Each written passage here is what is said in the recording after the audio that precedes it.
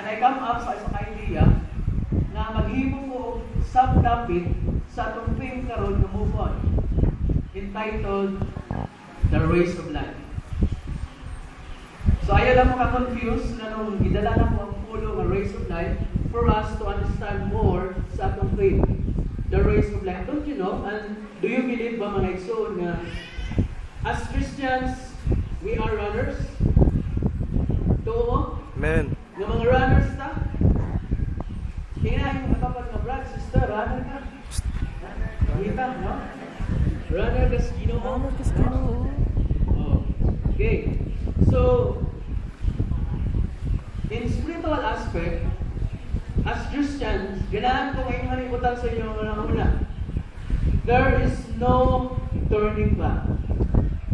Amen. There is no surrender.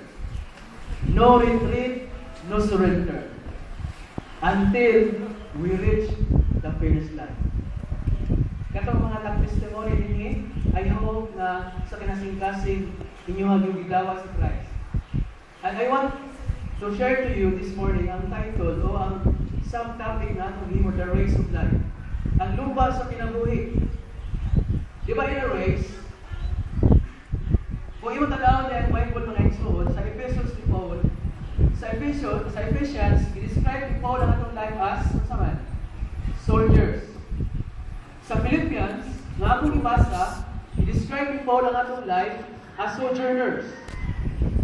And in 1 Corinthians, i-describe ni Paul ang atong life as an athlete. Isip usang ka-atleta sa Ginoo. Diha ganang i-describe nito as a boxer. I-describe na niya as a runner. And many authors, mga igsoon sa book, na nag-describe sa atong kinabuhi as pilgrims. Because we are temporary nga nagputanan. So sa race, nakita niyo na yung grupo nga nasa race, nakita niyo. Sa race, na ay mga spectators, di ba? Sa race, na ay mga tao na commentator. Na ay mga commentators.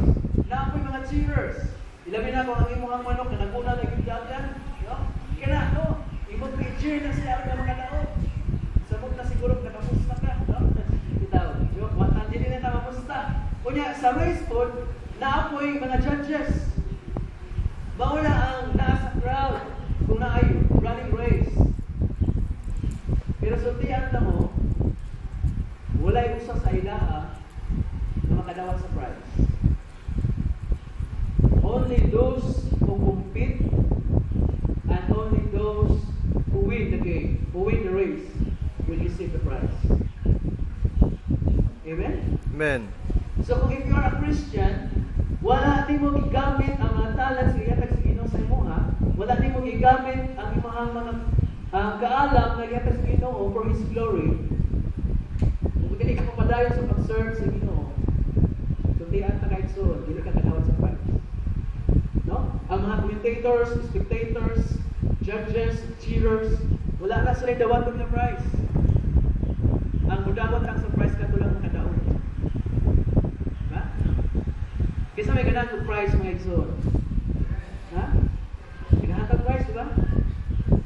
Ang atong tinuaon, mababot na ito ang finish line.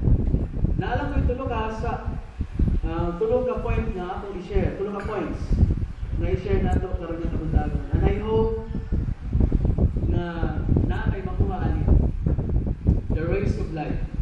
Move